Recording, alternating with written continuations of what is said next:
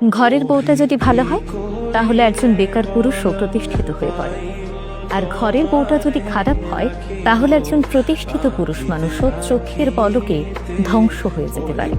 হ্যাঁ, ছেলেদের জন্য বউটা আসলেই ম্যাটার করে।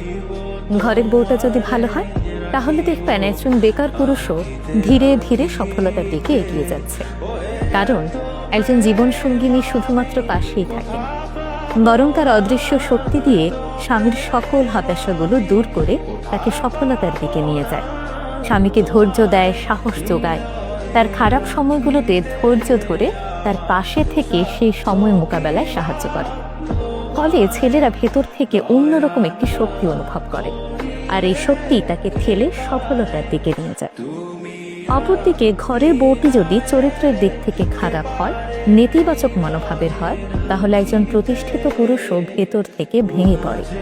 প্রতিনিয়ত সন্দেহ, অবিশ্বাস, হতাশা এই জিনিসগুলো তাকে ভেতর থেকে দুর্বল করে দেয়। ফলে তিনি ধীরে ধীরে তার কর্মস্পৃহা হারিয়ে ফেলেন এবং জীবনযুদ্ধে অনেকটাই পিছিয়ে পড়েন। তাই ছেলেদের জীবনে স্ত্রী আসলেই ম্যাটার করে, কারণ স্ত্রী শুধু একজন সঙ্গীই নন, তার চলার পথে সাহসের উৎস কিংবা ধ্বংসের কারণ। একটি সম্পর্কের সৌন্দর্য তখনই ফুটে ওঠে যখন একজন আরেকজনের শক্তি হন।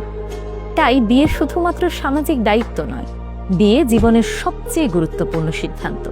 তাই এমন একজনের হাতেই নিজের ভবিষ্যৎ তুলে দেবেন যাকে আপনি বিশ্বাস করতে পারেন। এমন একজনকেই বেছে নেবেন যার কাছে আপনার স্বপ্নটা তার স্বপ্নের মতোই গুরুত্বপূর্ণ।